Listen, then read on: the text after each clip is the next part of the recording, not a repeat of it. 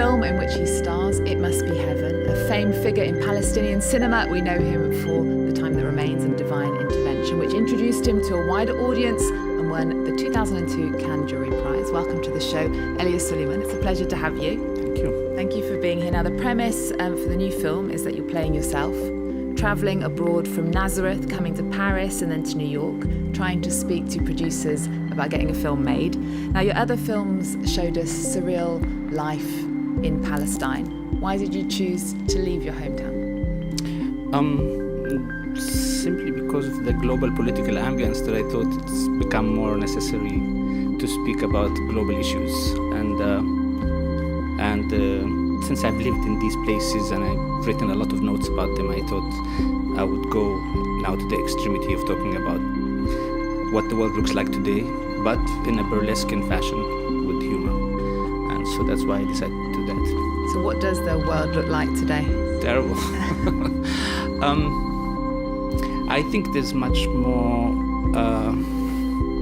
despair and quite a lot less hope. And I think the situation doesn't look really great for whatever department you consider, if it's from the political to the economic to the ecosystem. So I think it was more necessary now to actually consider the world a global Palestine. If you think about it, there's tension everywhere, and there's states of emergency everywhere, and there's police everywhere. You go to the airport and you're really traumatized from being a number. And so this film is about that, but of course you don't do a film about anything. You start from the idea that you want to do an image, that you want to do a cinematic language that always turns out to be about something anyway. Well, let's take a look at a clip from the film where we see the actor Gael Garcia Bernal introducing your character to his wife. Yeah, let me present you to my very good friend, Elia Suleiman. He's a Palestinian filmmaker. Nice to meet you. But he makes funny films. He's doing a comedy right now about peace in the Middle East. That's funny already. It's called Heaven Can Wait. Okay. Sweetie, we're sort of late, so do you mind if we go now? Yes. Good luck with your film. It was a pleasure to meet you. So there he says that your films, they're not angry, they're not preachy, they're funny. But the way he says it, but they're funny, it's like he's saying being Palestinian and a director of comedy is kind of incompatible. Yes. Why do you choose comedy? I don't know if we choose what we do. I was brought up in a family that was quite tender and loving and very, very funny. And I was the youngest. And I think the humor just came from there, actually. It was not really a strategy at all. I have not watched, in fact, particularly, comic films or anything like this. But as a Palestinian filmmaker, there is this attempt, as you go around the world giving your interviews, to interpret every scene as a kind of allegory of Middle Eastern politics. Like the sparrow, for example, who flies through the window. I've seen articles written like, is the sparrow Israel? Is the sparrow the question of your Palestinian identity? Or is it just the sparrow? I think the world, a lot of the people, especially in the press, sometimes tend to overanalyze.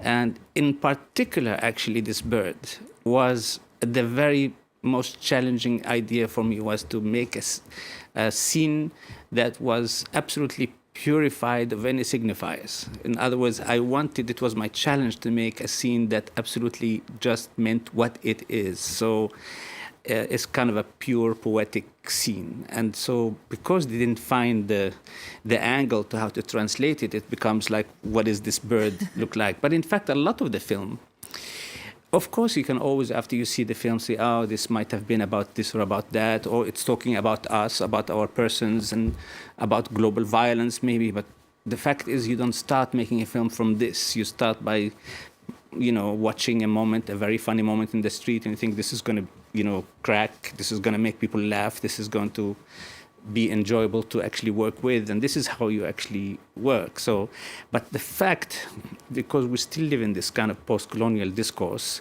being Palestinian is always attached to my filmmaking. I see the same thing happening about women, which is quite disturbing, because always you see this women film festival, and it's a woman filmmaker. Why? You say man filmmaker? So I think there is something still ghettoizing about the categorization of their race, color, and gender, which also I happen to be in that category. Okay, well, there's a retrospective of your films at Paris's Cinematheque in December. We spoke to the director, Frédéric Bonneau, about your work. Let's take a listen. What is surprising is that we could expect him to be a political director, somewhat militant, a flag bearer for the Palestinian cause. And in a way, he is all that. But you could say his biggest cinematic influences are Buster Keaton or Jacques Tati. In order to recount the progressive disappearance of his people, he has invented a cinematic language that is absolutely original, singular, and funny. Singulière et qui fait rire.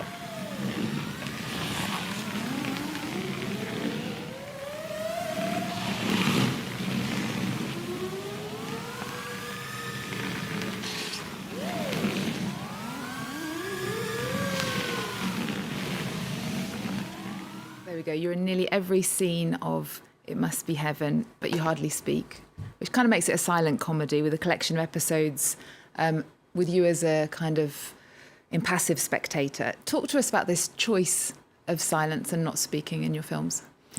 I think from my first short film, it was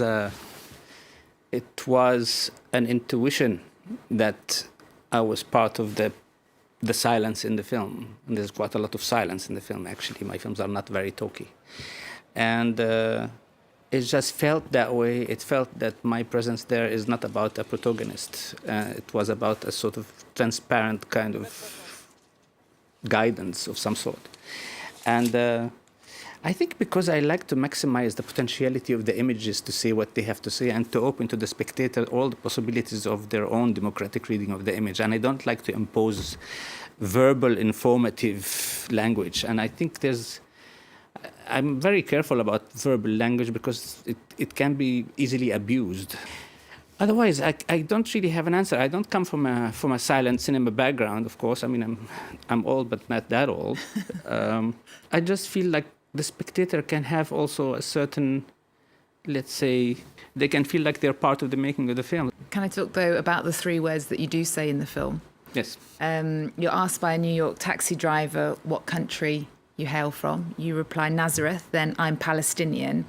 There's also this warning from a tarot card reader that a Palestinian state will not be seen in your lifetime. Are you pressing this fact that your national identity exists only as an adjective and not as a noun? I mean, the whole film, raises and banalizes identities.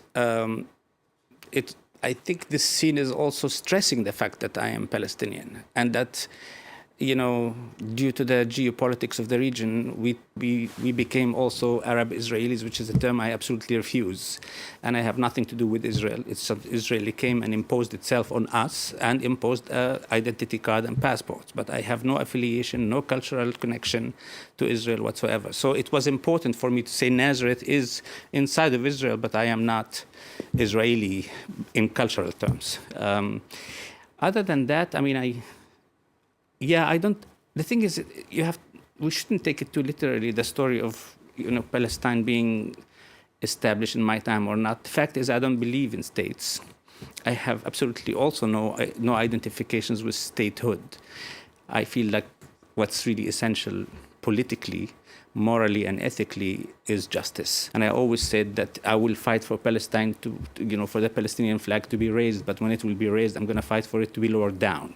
Simply because my issue is not about borders. My issue is about people having simply equality, that they are living in a secular society, that they choose whatever they want to do in a democratic state of being. The character in the film, Elia Suleiman, is kind of searching for a home, a place to be. I wanted to ask you, where's your home? I'm still looking, actually. I don't know.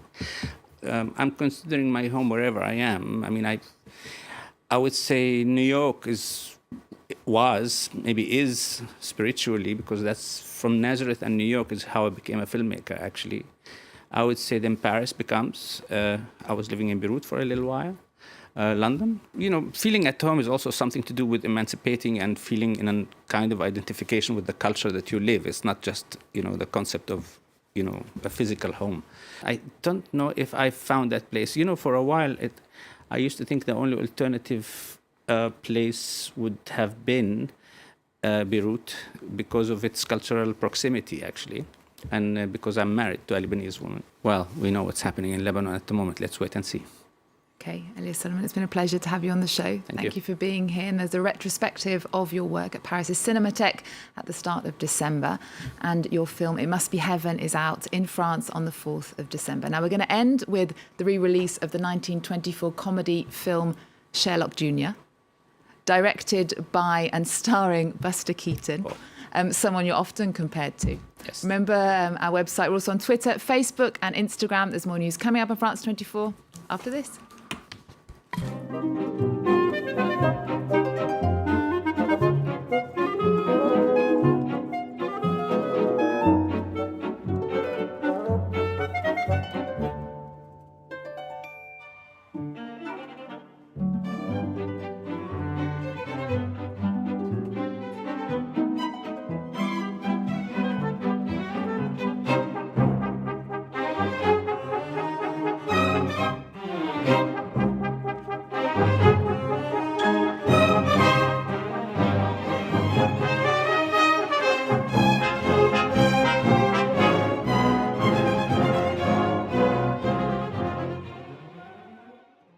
Hola Javier, usuario o usuaria y de cualquier género intermedio que nos estás videando. Seguimos en el castizo barrio de Lavapiés, hoy en la plaza del Campillo del Mundo Nuevo, por donde desfilara el clan de gitanos por migración forzosa a causa de Abraham, un nombre hebreo para el patriarca Payo en la serie Gigantes. Una violenta familia que no responde a ninguna ley ni religión, ética ni moral para forzar la gentrificación por intereses económicos y políticos. Una idea original de Manuel Gancedo que dirigen Jorge Dorado y Enrique Urbizu. Este último formará parte del grupo de cineastas vascos que surge en los años 90, que debido a un sustancial cambio en las políticas cinematográficas del gobierno vasco, opta por la migración forzosa de la periferia al centro, demostrando que se puede seguir siendo original y creativo, siendo fiel a sus respectivas identidades artísticas y personales más que a una identidad política y colectiva, y sin tener problemas para llegar a público y crítica. De migraciones forzosas y presiones políticas podría hablarnos largo y tendido un cineasta como Ilia Suleiman. Su trayectoria vital y evolución artística están inextricablemente entrelazadas. Nace en un lugar de tanta relevancia bíblica como Nazaret, luego legalmente israelí, de jure, aunque de facto, de corazón, se considera palestino. Lo que tampoco quiere decir que sea árabe ni musulmán. Es cristiano, como tampoco son judíos todos los israelíes, siendo judíos también muchos árabes. Suleiman profesa la religión griega ortodoxa, que surgiera con el gran cisma del siglo XI. Proviene de una familia de ascendencia griega y gitana, de ahí que le cueste asentarse en un lugar. Quizás le venga mejor ser gitano que árabe en Palestina. A finales de los años 70 se instala en Londres, lugar determinante para la configuración de su ideología artística, a través de la influencia del escritor, guionista, pintor y crítico de arte británico John Berger y su programa de televisión, Ways of Seeing, Maneras de Mirar. A principios de los 80 se muda a Nueva York, donde no solo se despierta su interés como aficionado al cine, sino que allí es reclamado para la traducción de los fragmentos de una película por el artista multidisciplinar canadiense-libanés J.C. Saloum, catalizando su interés profesional por el medio audiovisual. Junto a él se involucra en una primera pieza como cineasta, un fascinante collage audiovisual con el que deconstruye la imagen distorsionada que tradicionalmente se ha ofrecido de la cultura árabe. A mediados de los años 90, tras una reputación basada en esta obra y en un único cortometraje, se traslada a Jerusalén para desarrollar su labor como docente en la Universidad Bir Zenit, donde la Comisión Europea le encarga la creación de un departamento de cine y medios de comunicación. Una propuesta que no deja de ser arriesgada si tenemos en cuenta que se trata de un cineasta autodidacta, que hasta la fecha todavía no había dirigido realmente ningún largometraje. No se equivocaban, porque terminaría cosechando premios en los principales festivales internacionales. Posteriormente, la docencia le reclama en Suiza. Actualmente reside en París. Cineasta posmoderno del siglo XX, de ritmo lento pero constante. De fuerte personalidad artística, que abraza cualquier tipo de formato y siempre está abierto a la colaboración con otros autores y artistas, tanto en relatos de ficción como documentales. Aborda su filmografía desde una perspectiva irónica y sarcástica, armas que le permiten hablar de lo que no se puede decir en voz alta. De alguna manera me recuerda aquella revista editada por Tibor Kalman y Oliverio Toscani, Colors. El primer número que llega a las manos de un servidor es el número 14, dedicado a la guerra, compras, moda, viajes y genocidio. Te muestran un arma y sus características técnicas para a continuación revelar el auténtico efecto de su uso y los lugares en los que se practica. También te ilustran en las maneras en las que se desarrolla la vida cotidiana en una zona en guerra, porque la gente viva sigue viviendo a pesar de todo lo que pueda pasar a su alrededor, o al menos vive hasta que esté muerta. Lo cierto es que si resulta difícil leer la revista de un tirón, no pasa lo mismo con las películas de Suleiman, que aborda sus relatos con un sentido del humor tan tierno y entrañable como negro, mordaz y algo retorcido. Teológicamente, podemos interpretar su filmografía como un extenso continuum que enlaza los distintos formatos que aborda en torno a la crónica de un único espacio, Palestina. Incluso repite localizaciones en distintas obras, lo que nos permite disfrutar de toda su filmografía no como si fueran obras separadas, sino como una serie de capítulos. Nos ofrece miradas alternativas de la guerra del Golfo, de la colonización, del plan de partición de la ONU, de la resistencia activa y de la silenciosa, de los tiempos de Yasser Arafat, de la primera elección de Netanyahu y de una diáspora que no te libera de tus fantasmas. Y no es que sus relatos giren en torno a sus experiencias, es que son completamente autobiográficos. Su mensaje se articula en torno a un único tema principal, la identidad, tanto la personal como la colectiva. Identidad, resistencia y supervivencia cotidiana, siendo testigo de múltiples contradicciones humanas, las que experimenta tanto el sujeto diaspórico, que se ve obligado a irse de un lugar del que nunca termina de desligarse emocionalmente, como el que permanece en un lugar no reconocido, que no existe.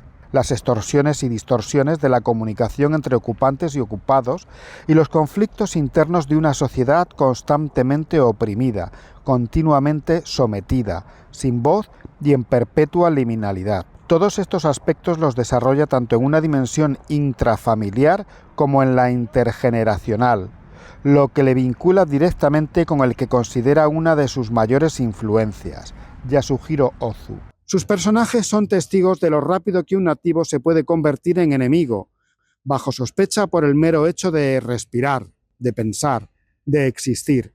Perplejos ante la velocidad a la que un espacio ocupado se puede convertir en el territorio de un colono que los defiende como si pudieran ser suyos hasta la tierra, el agua, el aire o el fuego. Pero sus conflictos no vienen necesariamente de fuera. Muchas veces comienzan con rencillas vecinales, que se trasladan después al ámbito colonial. En ambos casos, perfectos catalizadores de violencia. Sujetos anclados en un pasado traumático, expectantes ante un futuro incierto en un territorio perpetuamente hostigado.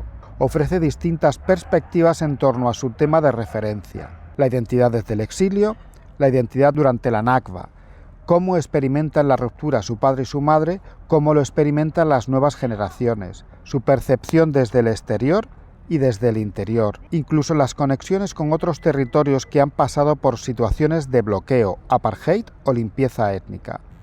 Geométricamente, su cine oscila entre un cierto minimalismo cómico y una austera y sencilla puesta en escena, salpicada con toques fantásticos, surrealismo mágico, ensoñaciones musicales y vueltas de tuerca hilarantes. No evita la violencia inherente a su crónica, pero suavizada con numerosos tropos, metáforas, símiles, comparaciones, equívocos, hipérboles y parábolas. Teniendo sus relatos una estructura lineal, se me antoja que se ajusta a la geometría de una espiral, porque utiliza elipsis y saltos temporales hacia atrás, pero siempre mirando hacia adelante, y sin ofrecer nunca una conclusión, por mucho que parta de un punto concreto. No es que huya de una estructura narrativa clásica, es que más bien nos ofrece viñetas que se suceden, el continuum que les decía. Como el conflicto es perpetuo, sus relatos no van a ningún sitio, los palestinos mismos no tienen realmente dónde ir, y sin metas no hay destino, es un devenir incierto.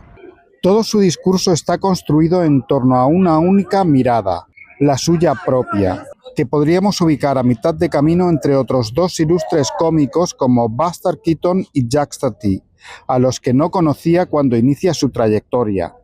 Más cerca del primero en lo que respecta a la construcción y psicología de su personaje, un individuo impertérrito ante la vida, sorprendido por la estupidez de las personas, condenadas a cometer los mismos errores en todas partes y en distintas épocas.